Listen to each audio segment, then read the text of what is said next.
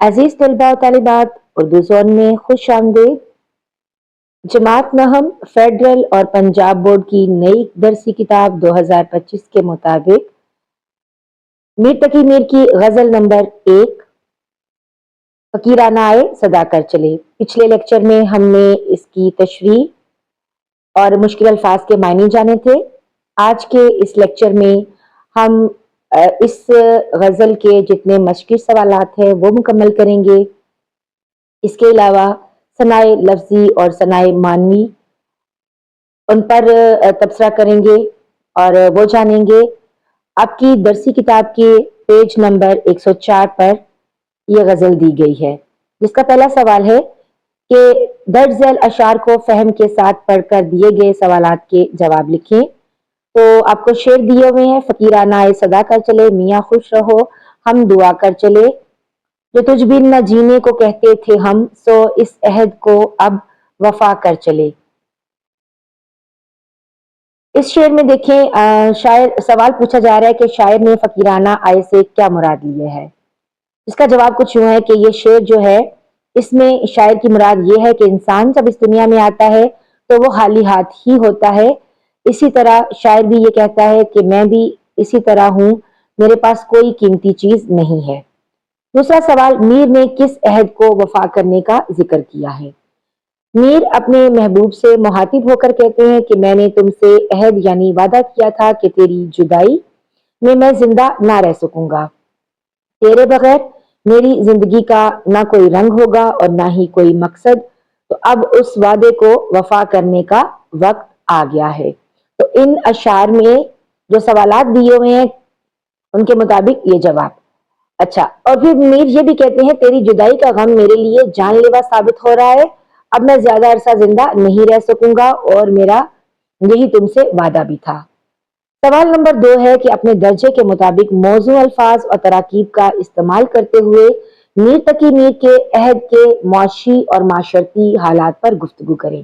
بیٹا پچھلے لیکچر میں بھی میں نے میر تقی میر کے جب حالات زندگی بیان کیے تھے تو اس میں میں نے بتایا تھا، دوبارہ سے اس کو دہرا لیتے ہیں کہ میر تقی میر کے آباء و اجداد نے حجاز مقدس سے ہجرت کر کے ہندوستان اور آگرہ میں قیام کیا۔ بچپن ہی میں آپ اپنے والد کے سائے سے محروم ہو گئے تھے اور آپ کے سوتیلے بھائیوں کی بے مروتی اور بدسلوکی نے آپ کو بہت متاثر کیا اور حادثات زندگی نے آپ کو حساس مزاج بنا دیا تھا۔ آپ نے دلی سے لکھنؤ کا رخ اختیار کیا۔ سوال نمبر 3 جس میں آپ نے عبارت کو پڑھنا ہے اور اس پر جو ہے سوالات کے جوابات دینے ہیں۔ میر کے کلام کی کوئی سی نمایاں خصوصیات لکھیے، کوئی سی 2۔ تو میر کے کلام میں ایک تو ہے نشتریت، جو شیلاپن، سوز و گداز اور بات کرنے کا سلیقہ ان کے کلام کی نمایاں خوبیاں ہیں۔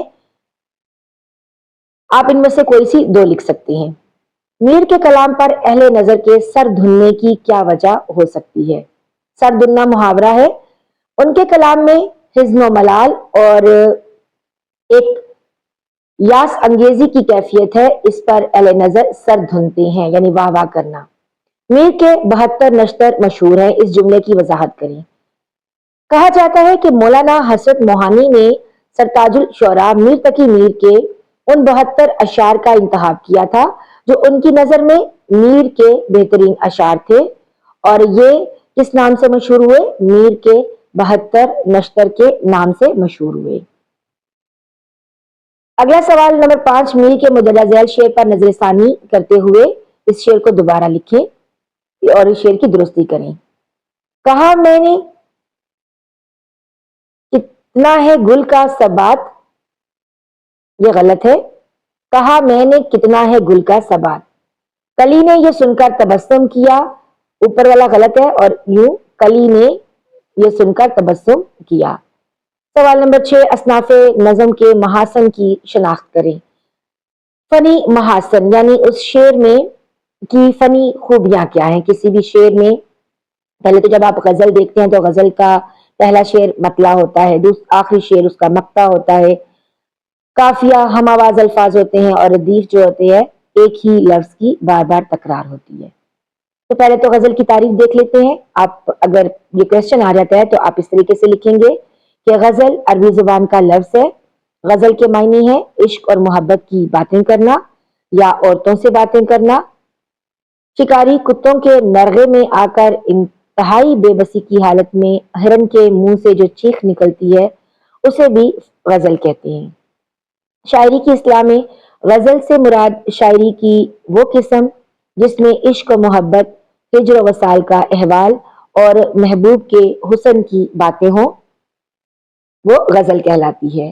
غزل کے اشعار کی تعداد ہمیشہ طاق ہوتی ہے جس کی کم سے کم تعداد 5 اور بعض ناقدین کے نزدیک زیادہ سے زیادہ کی کوئی حد مقرر نہیں ہے. غزل کا ہر شعر ایک اکائی کی حیثیت رکھتا ہے، یعنی غزل کے ہر شعر میں ایک الگ موضوع ہوتا ہے جو معنی اور مضمون کے لحاظ سے دوسرے شعر کا محتاج نہیں ہوتا. غزل کا ہر شعر اور اس کا عنوان الگ الگ ہوتا ہے. مطلع غزل کا پہلا شعر مطلع کہلاتا ہے بشرطے کہ اس کے دونوں مصرے ہم قافیہ اور ہم ردیف ہوں. بصورت دیگر اسے غزل کا پہلا شعر تو کہا جائے گا مگر مطلع نہیں کہا جائے گا. بیٹا مطلع یعنی اگر تو وہ شعر جو ہے اس میں دونوں مصروں میں ردیف موجود ہے اور دونوں مصروں میں ہی قافیے موجود ہیں تو پھر ہم کہیں گے کہ یہ اس غزل کا مطلع ہے.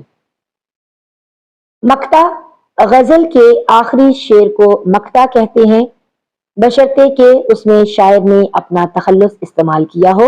اگر ایسا نہ ہو تو وہ غزل کا آخری شعر کہلائے گا، مقطع نہیں کہلائے گا. یعنی مقطع ہونے کی شرط کیا ہے کہ شاعر نے اس میں اپنا تخلص یعنی اپنا نام استعمال کیا ہو، وہ نام جو اس کی وجہ شہرت بنا. تخلص اور اس کے اوپر علامت تخلص بھی ہونی ضروری ہے، تب وہ شعر مقطع کہلائے گا. قافیہ اور ردیف ہم آواز الفاظ قافیہ کہلاتے ہیں اور ردیف ایک ہی لفظ کی بار بار تکرار. اچھا جی، نیکسٹ کوشچن کو دیکھ لیتے ہیں.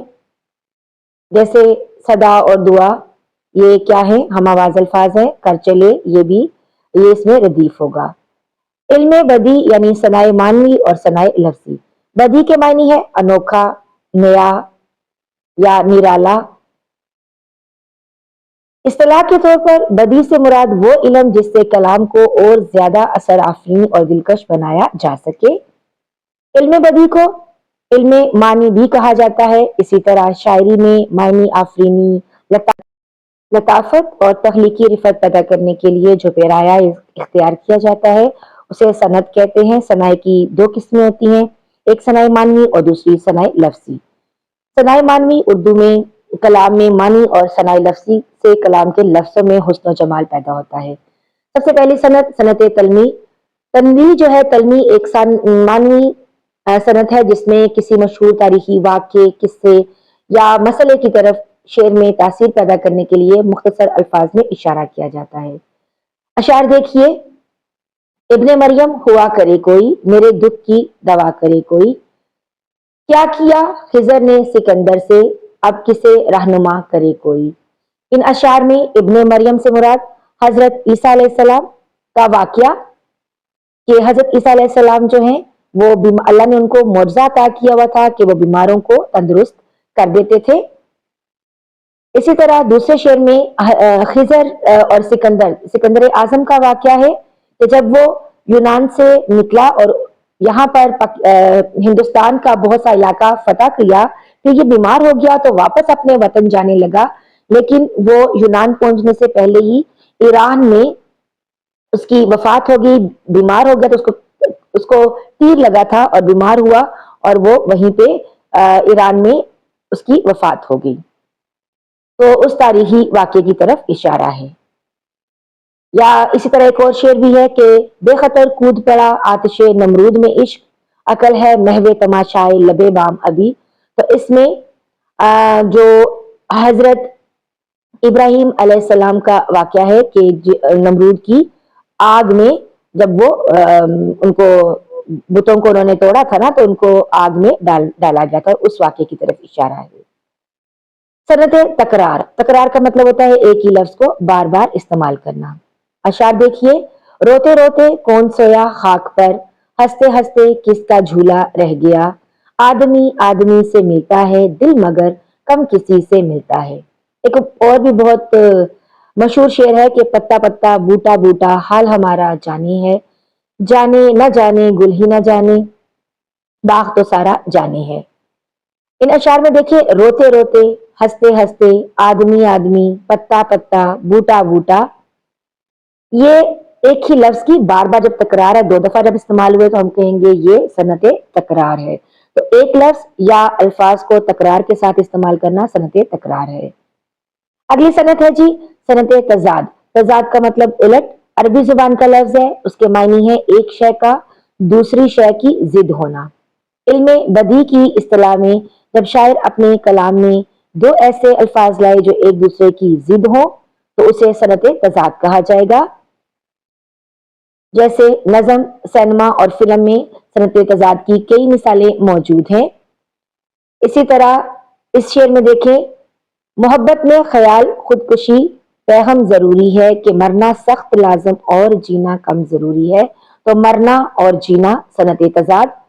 अब एक और शेर भी देखिए, दयारे इश्क में अपना मकाम पैदा कर, नया जमाना नए सुबह शाम पैदा कर। तो सुबह का उलट होगा शाम। इस शेर में मरना और जीना दो लफ्ज हैं जो एक दूसरे की जिद है, इसी तरह सनत तजाद इस्तेमाल हुई है। अब आप इस नज़म के चंद और अशार में सनत तजाद की निशानदही करें। ये आपसे पूछा जा रहा है कि आपको अशार दिए हुए होंगे और आपने उन अशार में से सनत तजाद जो है उसको ढूंढना होगा, उनकी निशानदही करनी होगी। आगे आ जाता है जी सनत तलमी, सनत तजाद और सनत तकरार की एक एक मिसाल देकर वजाहत करें। तलमी बता दिया पहले ही कि तलमी जो है वो एक मानवी सनत है जिसमें किसी मशहूर तारीखी वाक्य या मसले की तरफ शेर में तासीर पैदा करने के लिए मुख्तसर अल्फाज में इशारा किया जाता है। जैसे वो नगमाए दाऊद पर परिंदों की सदा में, पैरहने यूसुफ की वो तासीर हवा में। नगमाए दाऊद से मुराद हजरत दाऊद अलैहिस्सलाम की वो आवाज के जिसमें वो जबूर पढ़ा करते थे और जिसके सुनने के लिए इंसानों के अलावा परिंदे जो हैं और जानवर जो हैं वो भी जमा हो जाते थे। पैरहन यूसुफ से मुराद हजरत यूसुफ अलैहिस्सलाम की वो कमीज जो यूसुफ अलैहिस्सलाम ने मिस्र से अपने बाप याकूब अलैहिस्सलाम के लिए किनान भेजी थी। इस कमीज की खुशबू से याकूब अलैहिस्सलाम ने बेसाख्ता कहा था कि मेरे बेटे यूसुफ की कमीज है, और जिसे आंखों से लगाकर हजरत याकूब अलैहिस्सलाम की अंधी आंखों में बिनाई वापस आ गई थी। इसका तज़किरा कुरान पाक में है। सनत तकरार, कलाम में एक लफ्ज को तकरार के साथ इस्तेमाल करना। रोते रोते कौन सोया खाक पर, हंसते हंसते किसका झूला रह गया, पहले ही बताया। तो फिर आप इस तरह से इसकी वजाहत कर देंगे। इसी तरह महीने वस्ल के घड़ियों की सूरत उड़ते जाते हैं मगर घड़ियां जुदाई की गुजरती हैं महीनों में। तो ये क्या होगा, ये सनत तजाद की मिसाल हो गई, यानी वसल और वसल का उलट होगा जुदाई। महीना और घड़ी भी एक दूसरे का उलट है। निहाल इस गुलिस्तान में जितने निहाल इस गुलिस्तान में जितने बड़े हैं हमेशा वो नीचे से ऊपर चढ़े हैं। तो इन अशार में वसल और जुदाई के अल्फाज आए हैं, ये दोनों एक दूसरे के मुतजाद हैं। नंबर 3 पे देखें जी कनाया। कनाया के लुग़वी मायने हैं छुपी हुई, पोशीदा या मुबहम बात। जब कोई लफ्ज हकीकी की बजाय मजाजी मायनों में इस तरह इस्तेमाल हो कि उससे हकीकी मायने भी मुराद लिए जा सकें। जैसे बाल सफेद हो गए मगर आदतें ना बदली। यहाँ बाल सफेद होना से मुराद उम्र का ज्यादा होना है। या एक मिसाल यूं भी देखें, उसे काले ने काटा, इससे मुराद क्या है, सांप। काले काले ने काटा से मुराद क्या है, सांप है। अच्छा, इस शेर को देखें, कितना है बदनसीब जफर दफन के लिए, 2 गज जमीन न मिली कुएं यार में। तो 2 गज जमीन ये भी एक किनाया है। तो यहां पर हमारे मशकी सवालात मुकम्मल हो गए। इजाजत दीजिए। अल्लाह हाफिज।